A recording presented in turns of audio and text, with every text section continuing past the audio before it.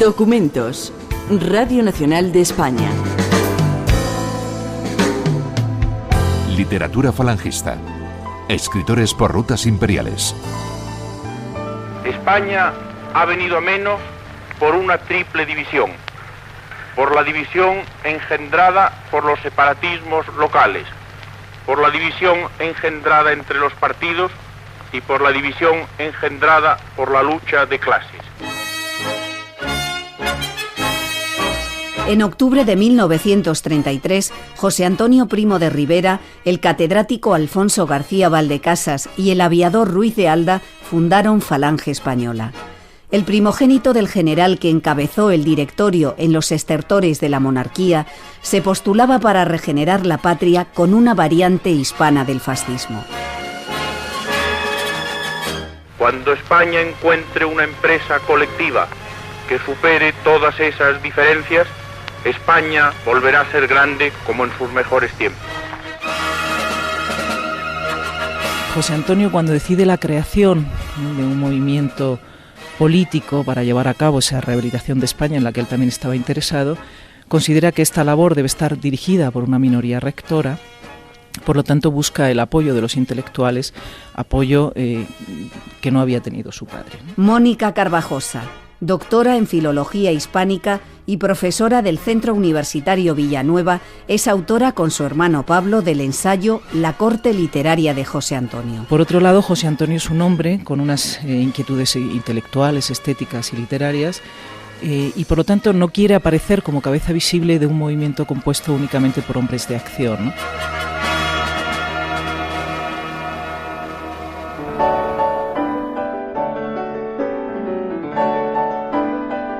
José Antonio llega a decir que Falange no es un partido político sino un movimiento poético, pero en aquella España convulsa a los escritores les resulta difícil sustraerse a la política y Primo de Rivera congrega en torno suyo a una decena de autores monárquicos y nacionalistas de variada condición.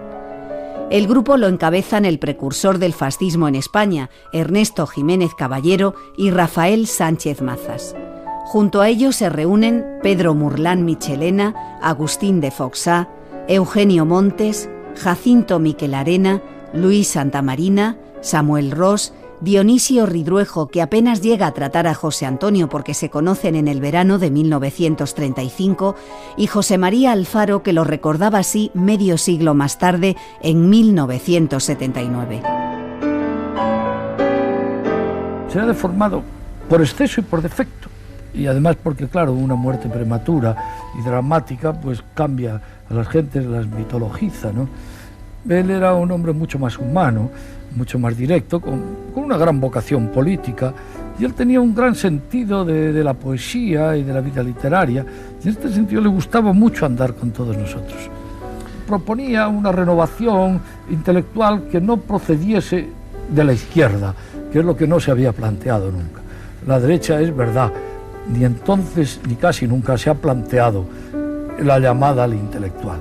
Como él llamaba al intelectual en primer lugar, pues nos sentimos muy acompañados con una cosa que no sabíamos si iba a tener nunca realización posible, ¿no?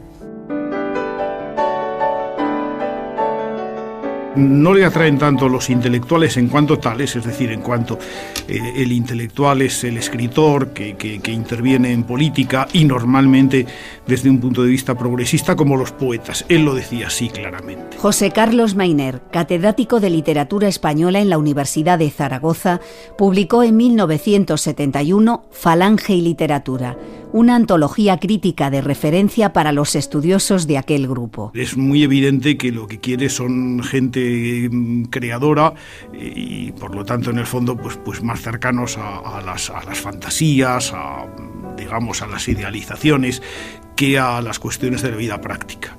Es algo parecido a lo que ocurre en el caso de Italia, seguramente el caso más complejo de relaciones de un fascismo con el mundo cultural y creativo, a veces incluso en un sentido fecundo.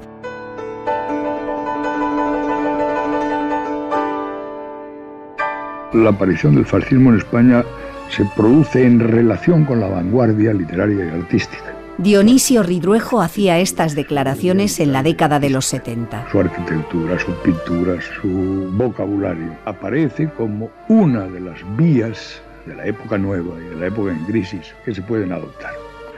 Esta es la situación en la que, por lo tanto, yo no tengo ningún compromiso político hasta que se funda Falange Española.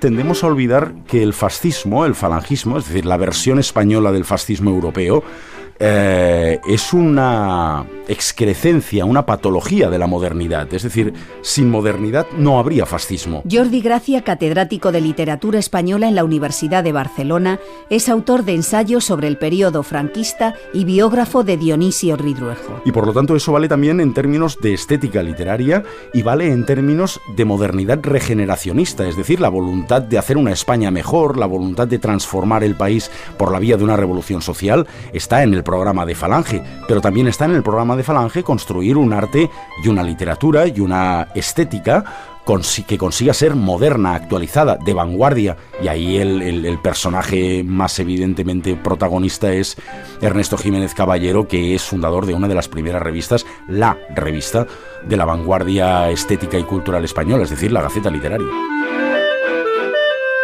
Pensé hacer un periódico de las letras que me lanzó en su primer número Ortega, en un artículo de fondo inolvidable. Y esa fue la Gaceta Literaria que recogió la llamada generación del 27, que tuve la virtud bastante rara en España de aunar durante un cierto tiempo los que iban a ser comunistas y fascistas en abrazo. El primero que me saludó con la mano abierta no fue ningún fascista de estos actuales, no, Rafael Alberti y César Muñoz Arconada, que tradujo conmigo el libro de Malaparte, introductor del fascismo. Es decir, dos que serían comunistas.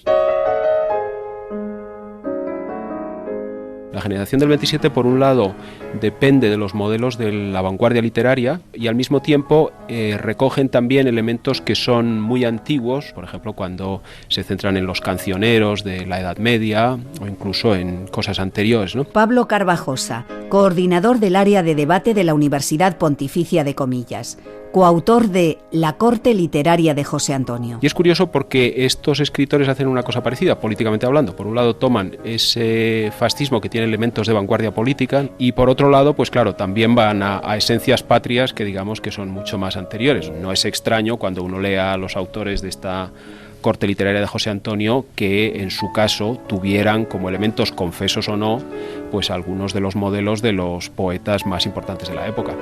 Como digo, confesos o no, pero uno lee a Foxá y se da cuenta de que en cierta medida sus modelos son en efecto el mismo Lorca o el mismo Alberti. Con un palo y un trapo, realizando proezas y mirando de noche a la estrella polar, por aquí entraba España entre hirsutas cabezas, bautizando con nácar en la orilla del mar. Fue un hermoso negocio. Por un loro una espada, y por oro abalorios que brillaban al sol, y huyó la India desnuda por la selva asustada, con su rostro en el agua de un espejo español. Año 1956. Agustín de Foxá recita en Radio Nacional su poema 12 de octubre en las Antillas. La serpiente en la selva, y entre palmeras Cristo, tendrá un octavo día desde hoy la creación, pues navegó la historia por un mar imprevisto y al azar de 3 velas van Fray Luis y Platón. Verán al cocotero con su loro irisado y a la choza caribe que adornaba un reptil y dirá al almirante que aquel clima templado le recuerda a Sevilla entre mayo y abril.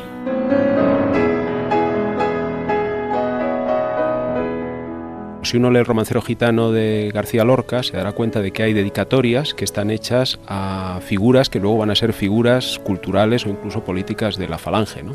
Si uno lee, por ejemplo, una novela como El hombre de los medios abrazos, que es una novela interesante de uno de los miembros de este grupo, de Samuel Ros, se dará cuenta de que hay una especie de clasificación de las distintas escuelas literarias y también ideológicas de la literatura española, donde aparecen figuras muy variadas.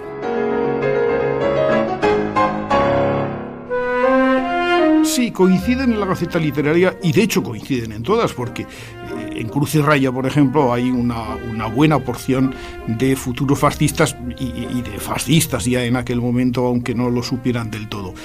El caso de la Gaceta Literaria es curioso porque la Gaceta Literaria nace como una empresa destinada a ser una suerte de altavoz llamativo de la nueva literatura española, que no solamente es además la literatura de los nuevos, de los vanguardistas, a los que se concede, claro, un papel muy especial, sino también un intento de reorganización hacia atrás de la literatura española en ejercicio en aquel momento, desde el 98 en adelante. Es una revista de grandes ambiciones, de espléndidos resultados, y que nunca llega a ser una revista fascista. A todo tirar es una revista nacionalista hasta el último momento de su trayectoria.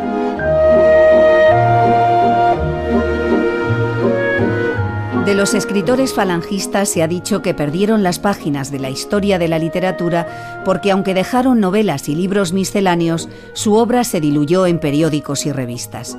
Una de ellas era el semanario Fe, órgano de expresión de la Falange, que se editó entre 1933 y 1934. Lo dirigía José María Alfaro. Era una revista que a la gente luego, las gentes que luego fueron los falangistas de línea, no les gustaba, porque nos recriminaban de que éramos muy intelectuales. Y esto algunas veces me lo decía el mismo José Antonio, me decía, oye, que todo el mundo se me queja de que estáis haciendo unas cosas ahí muy intelectualizadas. Bueno, probablemente entonces no sabíamos hacer otra cosa nosotros.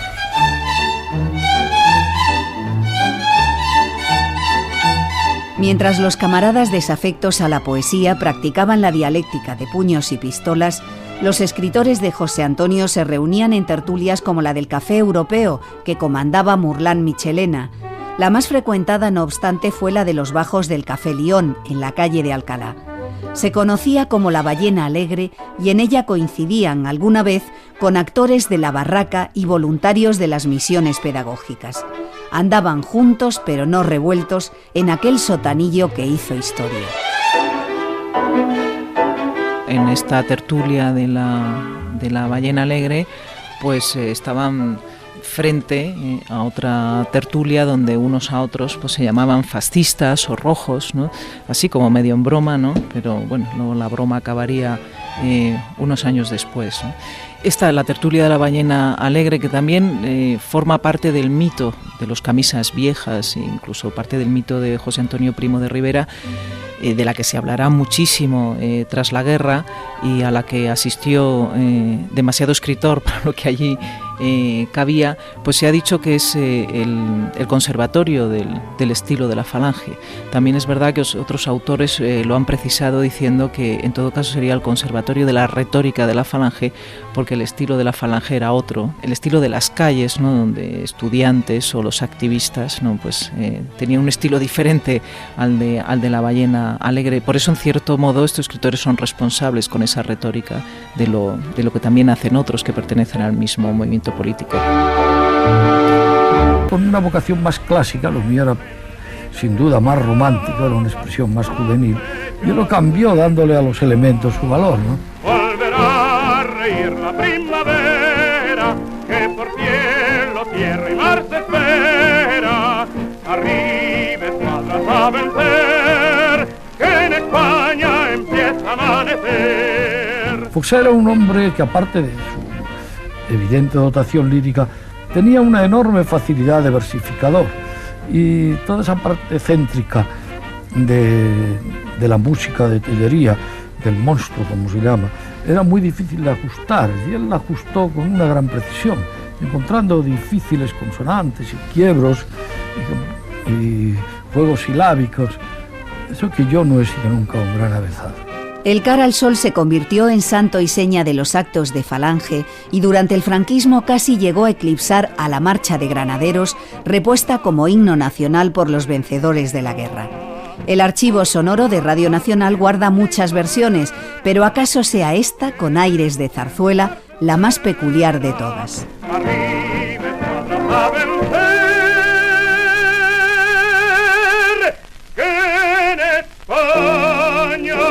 Empieza a amanecer. España, ¡una! España, ¡grande! España, ¡libre! ¡Arriba España! ¡Arriba!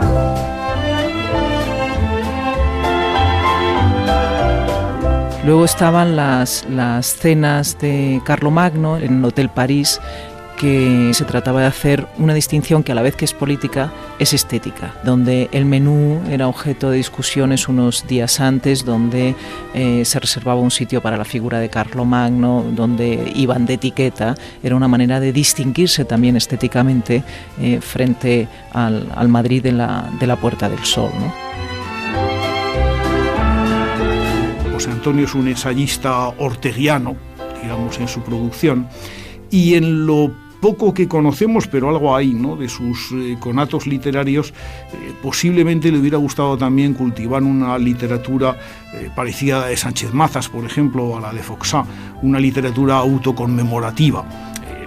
Digamos, esa literatura que algunos escritores franceses del momento estaban escribiendo, recordándose a sí mismos en sus años de infancia, en ese mundo mágico, que siempre tiene una infancia acomodada, como la que habían vivido todos ellos.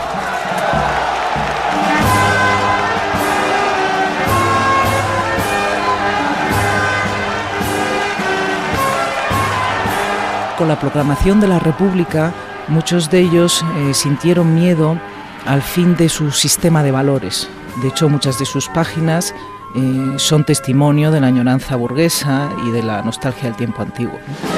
Algunos de ellos, por ejemplo, Ernesto Jiménez Caballero, Rafael Sánchez Mazas, Eugenio Montes, habían tenido experiencia directa del fascismo, por el que, aunque al principio, ¿no?, sintieron desagrado por su violencia o por los desórdenes, le prestan un especial interés. Yo que me había formado a través de los maestros de la Institución Libre de Enseñanza, de la España liberal, de todo el siglo XIX, la generación del 98, mis abuelos, y la de Ortega, con la exaltación de París, de Londres, de Berlín. Declaraciones de Ernesto Jiménez Caballero a Televisión Española en 1977. Sin embargo, en Roma encontré eso, que es el olor a madre, que emborracha más que el olor a hembra.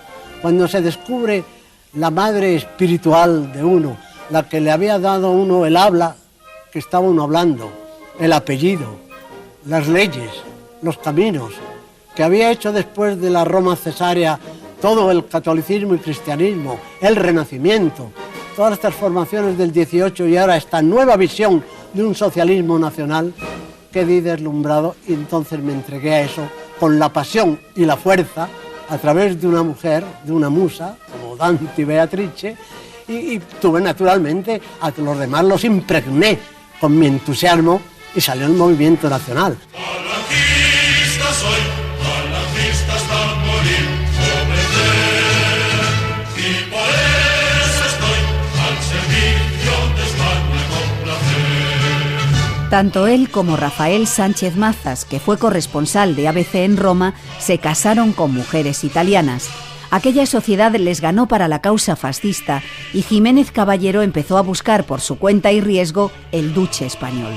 Ya hacía gala de extravagancia y se lo propuso, entre otros, a Manuel Azaña y a Indalecio Prieto. Erigido José Antonio en ese líder, sus amigos escritores crearon un léxico y una estética para Falange que se basaba en 3 principios: romanidad, catolicidad y clasicismo. Aquella propuesta perviviría a lo largo del franquismo, incluso cuando los tecnócratas del Opus y otras familias del régimen desplazaron a los falangistas. Mi camisa azul, el escudo con el yugo llevar, garantías son de la España aportan toda la iconografía, pues el yugo y las flechas, la adopción de la camisa azul, la creación del cara al sol, los gritos rituales de la Arriba España, todo lo que después va a ser conocido cuando el franquismo pues lo imponga y haga que lo conozca toda la población, ¿no? Pablo Carvajosa, coordinador del área de debate de la Universidad Pontificia de Comillas. En cierta medida se puede decir, aunque claro, no sea el triunfo más deseable para un escritor, que todas esas fórmulas retóricas que durante decenios repitieron los españoles proceden precisamente de lo que estos escritores crearon. Os hablamos, oyentes de Radio Nacional de España, de cualquier rincón de la patria y más allá de sus confines, desde la Alhambra. Ya el solo nombre tiene el acento encantado del más bello relato oriental, como un eco de agua escondida que bate en la hondonada de los recuerdos de gestas bizarras. Solo al nombrar a la Alhambra, se agita el sueño de un pasado romántico y heroico que duerme sus siglos tras la penumbra de las celosías. Un perfil particular de prosa que identificamos como prosa falangista, lo que el propio Francisco Umbral recordó a menudo como prosa de página. Jordi Gracia, catedrático de Literatura Española en la Universidad de Barcelona. Es decir, esa capacidad de construir un tipo de estilo hecho de materiales cultos, materiales de la tradición de la literatura, de la alta literatura, con sus alusiones elitistas en términos estético, artístico, culturales, con su capacidad de evocar a los clásicos y hacerlos vigentes, y al mismo tiempo una estilización deliberada, programática de la prosa para hacerla, ¿cómo decirlo?, algo así como un segundo nivel superior al de la vulgaridad y lo anodino de la prosa convencional, de la prosa descriptiva, de la prosa sin resonancias barroquizantes, sin resonancias líricas, sin un ejercicio de estilo donde se revele la voluntad de construir una página que por sí misma ha de valer. Es una retórica basada claramente en la antítesis. Mónica Carvajosa, profesora de literatura en el Centro Universitario Villanueva, adscrito a la Complutense. La antítesis de A contra B, nosotros falange, que no somos ni de derechas ni de izquierdas, que muchas veces la definición se hace por contraposición a esa derecha, sobre todo a la derecha española y también frente a la izquierda. Que a la falange no le importa nada el pasado, porque le importa la historia. Es decir, que lo pasado que se ha enferetrado en su propia inanidad, muerto la deja y que los muertos entierren a sus muertos. Pero lo que es historia es presencia en la continuidad con una pervivencia de futuro. Y hay himnos que triunfan, pero jamás hubo rigodones que durasen en la historia como modelos. Lo curioso es que el éxito de la retórica falangista, aparte de que es una retórica muy eficaz, con una enorme capacidad movilizadora, se la deben a Francisco Franco, ¿no?, que es el que en cierto modo la usurpa, si podemos decirlo así, y se da cuenta, ¿no?, de esa capacidad movilizadora y la utiliza, ya que el éxito viene después de la guerra. Bueno, viene durante la guerra y viene después de la guerra, ¿no? Tenéis la inmensa satisfacción del deber cumplido, de la sangre generosa que habéis dado a la patria, de los títulos que habéis grabado en vuestra historia, que son los más preclaros de los tiempos modernos, de la historia de los pueblos. La retórica es contagiosa y lo que aportan es fundamentalmente una retórica en la que tiene mucha culpa Dors, que es un gran creador de retórica. Cristalizó sonora, como la mejor fuente de agua viva, la lengua de Castilla, sin pelusas de dialecto, sin que la mancillaran los ardores tórridos del trópico, ni las soledades audaces de la cordillera. En la que tiene algo menos de culpa Ortega. Roma, herida hasta el fondo por Aníbal, obligada por él a combatir a la vez en países distantes, en España, en Sicilia, en África, en Macedonia, ha quedado por la herida abierta al mundo de la diversidad y ésta penetra en ella borboteando como un torrente arrollando los modos tradicionales. A la que hay que añadir en un momento determinado un cierto componente de la campanuda retórica religiosa del momento. José Carlos Mainer, catedrático de Literatura Española en la Universidad de Zaragoza. Pero eso ya es algo posterior. Es fundamentalmente una retórica coincidente en muchas ocasiones con toda retórica fascista, la liturgia de los caídos, por ejemplo, y esa idea de los caídos como no solamente el modelo, sino casi como el destino inevitable de todos, es común a todos los fascismos y a todas las formas de fascismo. Ahí está esa retórica, a la que hay que añadir pues algunos aspectos de la retórica imperial, el gusto por una serie de adjetivos que expresan el voluntarismo, lo exacto, lo preciso, etcétera, que les entusiasman y que sirven fundamentalmente para verse a sí mismos, en definitiva, en esa punta de lanza de una España distinta que soñaban. Era una pesadilla, claro. La camaradería fue una de las consignas de Falange, pero no evitó que en aquella decena de escritores anidara la rivalidad, especialmente entre dos que pugnaban por situarse a la diestra de José Antonio. Tenemos a un Sánchez Mazas que explota más bien la beta tradicionalista de todos los elementos históricos y que de hecho, contribuye a crearlos para los arreos retóricos e iconográficos de Falange Española. Y en el caso de Jiménez Caballero, pues hay algo parecido al papel que puede hacer un Marinetti en el futurismo italiano previo al fascismo. Y ganó Rafael Sánchez Mazas, ganó el peso más pasado, más pesado, el peso más pasado, ¿no? Ernesto Jiménez Caballero era más moderno, sin embargo, yo creo que estaba más de acuerdo, José Antonio estaba más de acuerdo con lo que exponía un Rafael Sánchez Mazas, una renovación, pero una renovación que es más retórica que otra cosa, y sin embargo, un buscar esa renovación del pasado, ¿no? Y es la línea que acaba pesando en la Falange.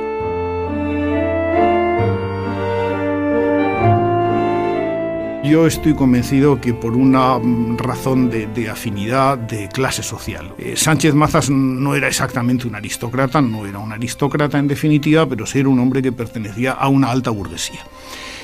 Jiménez Caballero no, su padre había hecho una brillante carrera desde la condición de modestísimo impresor a ser, el impresor concretamente de muchos de los productos del Estado, billetes de lotería, formularios, etcétera, etcétera. Era un hombre con dinero, Jiménez Caballero, pero no tenía esa prosapia que tenía Sánchez Mazas y que le hacía sentirse en ese sentido con certeza mucho más cercano a José Antonio. Sánchez Mazas daba además mucho más la imagen de poeta creador, es el inventor de muchos de los signos y de la liturgia de Falange. No inventa el Arriba España, pero sí inventa, por ejemplo, la oración de los caídos. Haz que la sangre de los nuestros, Señor, sea el brote primero de la redención de esta España en la unidad nacional de sus tierras, en la unidad social de sus clases, en la unidad espiritual en el hombre y entre los hombres. Y haz también que la victoria final sea en nosotros una entera estrofa española del canto universal de tu gloria. El único testimonio sonoro que se conserva de Rafael Sánchez Mazas, con deficiente calidad, es aquel en el que narra su fallido fusilamiento, novelado décadas más tarde por Javier Cercas en Soldados de Salamina. Sonaron las dos primeras ráfagas. Oí el chasquido de las balas, ninguna bala me había tocado. Durante 3/4 de hora se hicieron unos 50 disparos. Oí las voces de los guardias que esperaban por herido. Caía una lluvia torrencial. Jiménez Caballero, que procedía de un nacionalismo de corte liberal, se radicalizó tras la conversión al fascismo. Por su carácter excéntrico, acabó mal con muchos camaradas. Tras el estallido de la guerra civil aspiraba a convertirse en una suerte de Goebbels español, pero se enfrentó a Millán Astray y la propaganda quedó en manos de Dionisio Ridruejo. Aunque fue él quien le redactó a Franco el decreto de unificación de la Falange, a la larga también tuvo desencuentros con el dictador. Francisco Umbral lo definió como el Groucho Marx del fascismo español. Una comparación acertada, en opinión de Jordi Gracia. Debía ser un sujeto estresante. Estresante en ese sentido más primario de la palabra. Un tío con ocurrencias, con imaginación, con fantasía desbocada. Un tipo del que, por decirlo así, era difícil fiarse si uno lo que estaba haciendo era política y pretendía hacer política de verdad. En el ámbito del ensayo estético, recreativo, literario, imaginativo, de creación, muy bien. Jiménez Caballero funciona como un escritor, yo creo que francamente brillante, sobre todo antes de la guerra. Ahora, como gestor, administrador, orientador, asesor de carácter político, no acabo de ver el perfil del personaje. Por eso que digo, uno tiene la sensación de que debía ser un sujeto difícil de convivir con él. Eso es absolutamente evidente. Jiménez Caballero era un desequilibrado, era un orate, un genialoide y que escribía, por otra parte, una literatura en muchas ocasiones absolutamente impredecible en sus consecuencias. Ni Primo de Rivera confía en él, porque por otra parte las posiciones de Jiménez Caballero son extraordinariamente confusas muy a menudo a lo largo de los años de la República. Está actuando prácticamente de conciliario de organizaciones patronales. Él se siente más próximo de un Ramiro Ledesma Ramos y del grupo jonsista. En definitiva, Jiménez Caballero era un individuo en el que no se podía confiar en modo alguno, y por otro lado es que nunca nadie confió en él. Yo no aspiraba a nada más que ser como una alondra que canta en el amanecer, aun cuando luego le olviden que es el destino de todo el verdadero poeta, de Poyen, crear. El elemento macho de la historia es el poeta. Lanza el polen buscando donde entre en conjunción para crear movimiento, una religión, algo, su profecía. Y entonces o lo recoge un precursor religioso o un político. El político es el elemento femenino y el resultado de la criatura son los partidos políticos. ¿No? Era, como se ha dicho, el mayor enemigo de sí mismo, ¿no? En la novela de Samuel Ross, en El hombre de los medios abrazos, cuando está comentando las distintas mesas en ese epílogo, en esa boda, en ese banquete de bodas, donde se unen distintos escritores, estos y otras formaciones, otros escritores con otras adscripciones políticas, hace un acertado retrato de Ernesto Jiménez Caballero, y estamos en el año 1932. Dice, en el mismo instante aparecía Jiménez Caballero protegido por 3 guardias. Saludó a la presidencia, como si llevara traje de luces, de charlotada nocturna, y en sus labios anidó la risita de las impertinencias que llevaba ocultas. Rabiaba en espera de la hora de los discursos, porque pensaba decir que había fundado Gaceta Literaria, el Cineclub y la FUE, y era una injusticia postergarle. GC, el genial tarambana de la raza, se encontraba frente a todos con sus 2 manos de escribir, sin enterar a la una de las cosas de la otra. Claro que algún día puede que llegue a interpretarse a sí mismo.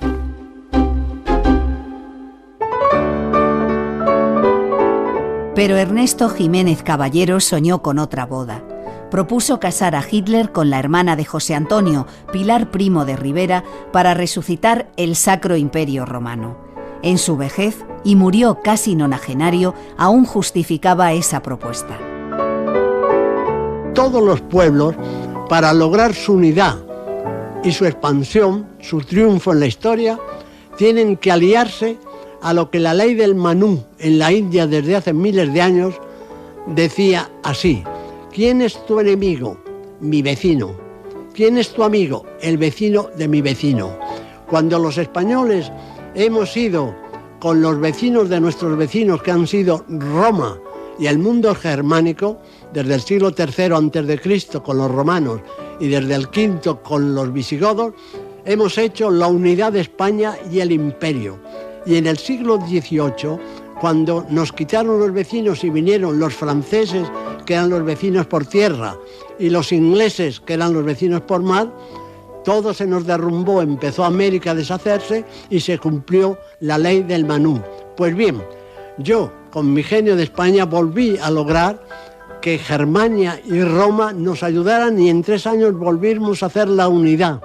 Y hubiéramos hecho el imperio de no haberse declarado franco-neutral y haber vuelto a los vecinos. Es eso fue verdad, pero eso era una... No quiero decir la palabra locura, porque un día se enfadó conmigo porque dije que eso era una locura de Jiménez Caballero. Yo es que como hice un asunto en el que nunca jamás puse atención firme, pues me parecía un disparate fenomenal. Eso era como una especie de, qué sé yo, de fantasía de Jiménez Caballero, que yo se lo agradezco, pero no hubo caso. ¿Y si Hitler hubiera dicho que sí, doña Pilar? Pues tampoco. ¿No se hubiese casado con él? Si fracasé fue porque había fracasado Hitler en la imposibilidad de casarse y de tener hijos por un balazo que tenía que se lo impedía en determinado sitio fundamental.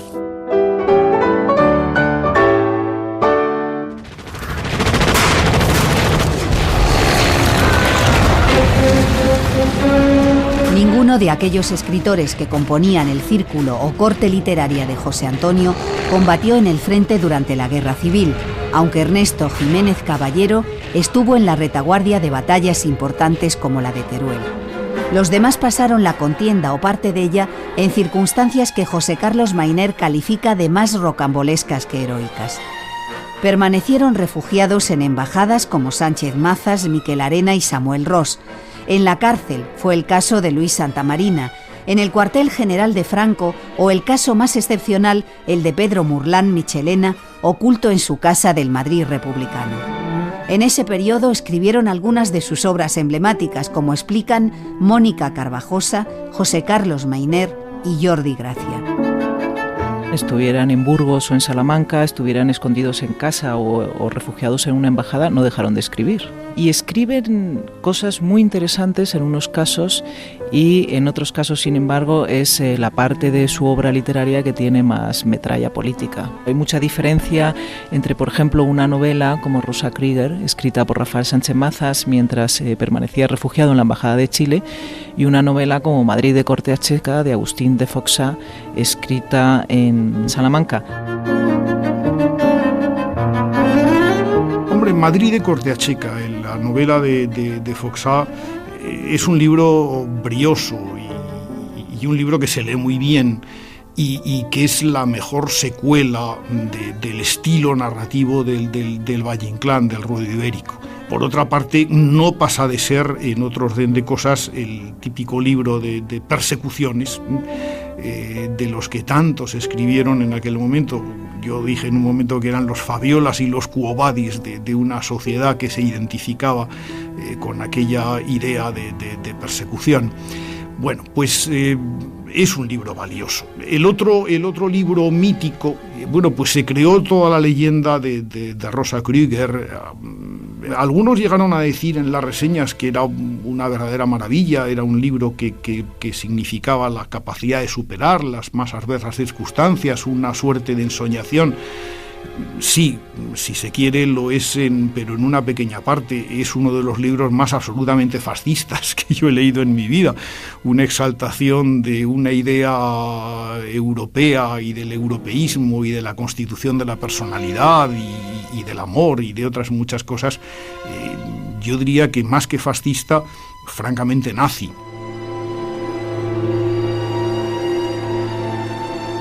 No estamos hablando de grandes escritores, estamos hablando de escritores de interés con una obra valiosa que fueron falangistas y que no ocultaron sus ideologías. Ahora bien, cuando alguien como Rafael Sánchez Mazas escribe La Rosa Krieger, o cuando se lee incluso un relato tan elusivo como La vida nueva de Pedrito de Andía, creo que sí es posible extraer, diagnosticar, señalar, interpretar elementos que configuran algo de lo que son los principios más idealistas y más destructivos de un falangismo que está ahí en forma figurada, depurado, idealizado, y que no es ya la bronca alusión a la violencia, a la masculinidad, a la fratría de amigos en guerra, como es el caso de Rafael García Serrano. Y ahí es muy evidente que el falangismo está como doctrina política defendida, igual que en Madrid de Cortea Checa de Agustín de Foxá. Algunos escritores muestran su pluma más canalla, Y no hablo solo de Agustín de Foxá, sino de un caso muy concreto como es el de Miquel Arena, no solo en la obra que escribe El otro mundo, donde narra su experiencia como refugiado en la Embajada de Argentina, sino por ejemplo en programas como el Plato del Día de Radio Nacional de España era más cómico, ¿no? Pero él escribe una serie de artículos bajo el seudónimo del Fugitivo, ¿no? Que parece que es lo que le da esa posibilidad, ¿no? de soltar esos dardos tan afilados, ¿no? Que luego además recopiló en un libro titulado Cómo fui ejecutado en Madrid, ¿no? Y bueno, hay otros que también, además de Foxá y Miquel Arena, incluso Ross, Samuel Ross, en algunas de las obras que publica, pero bueno, luego es capaz de, cuando está haciendo labores de propaganda falangista en Hispanoamérica, pues de publicar una novela que tiene además un éxito rotundo como Los vivos y los muertos, ¿no? O José María Alfaro, que también escribe durante la guerra una novela muy esquemática que se llama Leoncio Pancorbo, que aunque está cargada de una cierta ideología política, pues no es esa pluma tan agresiva como la que demuestran otros. Los brazos desnudos comenzaron a levantarse como bosques de músculos robustos con la mano abierta en petición de armas para combatir. En 1937, Radio Nacional, dirigida por Jacinto Miquel Arena, emitía desde Salamanca este programa infantil, Ondas Animadas. Nuestros camaradas, con el grito ¡Arriba España!, en el corazón y en la garganta, empezaron a morir y a ser vengados. Por el rojo de esta sangre de mártires y el negro luto del mismo color de la pólvora, nació la bandera de Falange, roja y negra.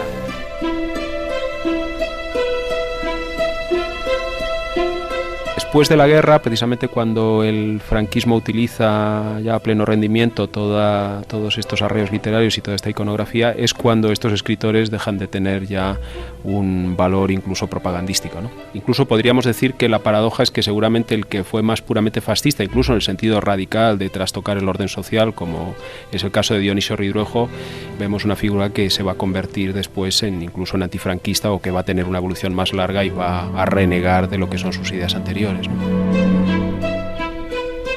A medida que Ridruejo madura y crece después de la guerra, en el momento en el que en el año 42 abandona sus cargos en Falange, y si se va del régimen franquista en el año 42, es porque es el más fascista de todos, no porque haya empezado un camino de evolución o de adaptación a la democracia. Eso va a tardar todavía 10 años en llegar, y es a lo largo de ese periodo en el que tiene que ir digiriendo de otro modo el pensamiento y la figura de José Antonio para todavía mantenerle un cierto respeto o preservarlo en su especie de armario de iconos o de elementos cruciales en su propia biografía. Aquí hay algunos que se quedan con la idea de que la revolución ha quedado pendiente. También hay lugar para la decepción, incluso para un recorrido personal, que es el único que lo hace, ¿no? Un recorrido personal y político, que es Dionisio Ridruejo. Momentos para la soberbia, ¿no? Como la de Rafael Sánchez Mazas, que cuando publica hace una recopilación de la mayor parte de sus artículos, consignas, guiones y demás que había publicado en las revistas falangistas, pues la encabeza con una frase que no deja de tener su punto de soberbia, ¿no? Ni me arrepiento ni me olvido. De aquellos 10 escritores que gravitaron alrededor de José Antonio, Franco solo nombró ministro a Rafael Sánchez Mazas, ministro sin cartera y apenas por un año, desde 1939 a 1940. Otros acabarían ocupando alguna embajada de segundo orden, como Foxá y Jiménez Caballero, pero las prebendas del régimen se circunscribieron por lo general al mundo de la cultura. Eugenio Montes recorrió como conferenciante toda Hispanoamérica y dirigió los institutos de España en Lisboa y Roma. Aunque procedía del partido monárquico Acción Española, siempre tuvo un perfil menos político que otros camaradas. Era un esteta terrateniente de noble cuna y previsor. Una criada nuestra, llamada Elisa do Ribeiro, tenía una gran capacidad para meter las manos en la lumbre y sacar las castañas. En Bante, ya que en otras cosas, por lo menos, podíamos jactarnos de tener los castaños más ubérrimos, más ufanos de toda Galicia, con sus erizos de oro. La Elisa metía sus manos por allí, sacaba las castañas, y en ese momento mis dos hermanos, Manuel y José, se las comían. Y desde entonces tuve yo la sensación de que los que sacan las castañas del fuego no son los que se las comen. Por lo cual, los aficionados en política a situarse en primer plano debían considerar que quizás sea más conveniente dejarle a los precipitados que se asomen y esperar a que vengan los tiempos más maduros.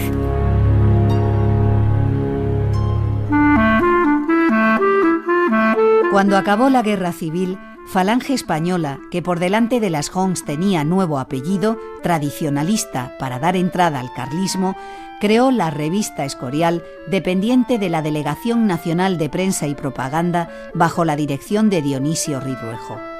En esa publicación volvieron a coincidir los viejos camaradas de La Ballena Alegre. Escorial nació como revista de cultura, pero abordó todos los campos que le interesaban a Falange en la construcción del nuevo Estado.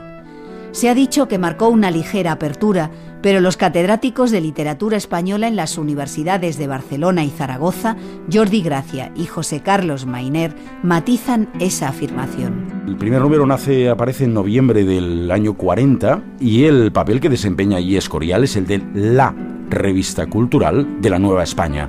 El proyecto de Escorial, aunque Escorial pasa por distintas etapas, es algo parecido al intento de construir una cultura fascista en plena Segunda Guerra Mundial, cuando nadie sospecha que la guerra la va a perder Alemania e Italia, sino capaz de aglutinar, digerir, filtrar, aprovechar todo aquello que ha constituido lo mejor de la cultura liberal de los años anteriores. Y por eso el primer número está abierto con un editorial y con un artículo de Ridruejo sobre Antonio Machado titulado El poeta rescatado, cuya voluntad es menospreciar y devaluar los componentes ideológico-políticos de Machado para rescatar y aplaudir únicamente la dimensión del lírico, del poeta, como si fuese posible amputar una cosa y la otra. Y en cualquier caso el papel que desempeña es el de un brote, más que brote, el de una fisura en la que pueden hablar y rescatarse algunos autores liberales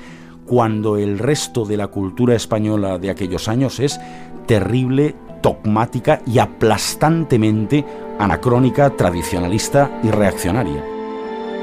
Escorial es un caso curioso, es una revista valiosa, por otra parte, que no se puede considerar que sea una revista de apertura, pero que ciertamente no es cicatera. Escorial es el intento de volver a hacer cruz y raya, y de rescatar incluso un nombre, Escorial, que no lo olvidemos, tampoco era ajeno a la tradición nacionalista inmediatamente anterior. El propio Cernuda escribe unos poemas hermosísimos sobre el Escorial que están en las nubes en su primer libro de exilio. Abierta la primera página de la revista, el modelo de cruz y raya de la revista de Bergamín es dominante, es lo que intentan hacer. Y en ese orden de cosas, así como la revista de Bergamín había incorporado los escritores fascistas de la primera mitad de los años 30, pues ellos incorporan también algún escritor liberal que queda por ahí suelto y que viene del mundo de revista Occidente, como Antonio Marichalar, y escritores jóvenes todavía no demasiado definidos, como el propio Blas de Otero, o un escritor de significación claramente liberal, como el caso de Ramón Menéndez Pidal, que también está allí presente.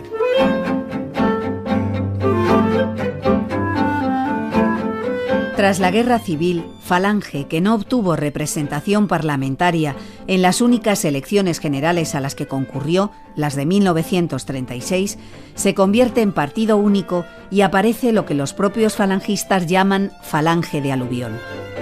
En la revista Escorial, además de los camisas viejas, hay escritores que no habían pertenecido al grupo de José Antonio. El que más destaca es Pedro Laín Entralgo, pero también figuran Gonzalo Torrente Ballester y dos poetas, Luis Rosales y Luis Felipe Vivanco, que tendrán un peso específico en otra revista nacida poco después y de recorrido más breve, Garcilaso. Los garcilasistas vuelven a la métrica tradicional, entierran la vanguardia con sonetos. No solo Garcilaso como autor modélico y en la medida en que es mitad soldado, mitad poeta, sino también otros poetas de la época del Renacimiento, de los siglos de oro de la literatura española, forman parte de las lecturas y de las, ¿cómo decirlo?, de los horizontes y de las admiraciones de muchos de ellos. Quevedo, por supuesto, Cervantes, sin ninguna duda, también está en ese mismo paquete, pero quizá la memoria ha quedado atada al nombre de Garcilaso porque dio efectivamente el título a una revista de poesía del año 43 y porque eso vino a ser una moda que se le imputó, por cierto, a Ridruejo y que luego el propio Valverde se reía de Ridruejo, en fin, por haber tenido que aceptar una atribución en la que él no tenía mayor responsabilidad, la del garcilasismo como estética de la lírica de la posguerra. Pero esa ya es otra historia. Aquellos 10 escritores, a quienes los falangistas broncos llamaban con desdén la corte literaria de José Antonio, no tenían todos el mismo talento ni fue igual su grado de compromiso político. Sánchez Mazas, Jiménez Caballero, Agustín de Foxá, Dionisio Ridruejo, Eugenio Montes, José María Alfaro, Luis Santamarina, Pedro Murlán Michelena, Samuel Ros y Jacinto Miquelarena no son página obligada de nuestra literatura, pero su obra merece una atención porque, además de alguna novela notable, nos dejaron el patrón de una sociedad y un ideal de escritor. Escuchamos a José María Alfaro, superados felizmente. Porque siempre he creído que hasta para pensar hace falta haber sabido ejercer la autoridad. Porque solo cuando uno tiene conciencia de cómo puede dominar el pensamiento de los demás, es cuando el pensamiento propio se acendra, se autodefine de manera más rigurosa, se autovigila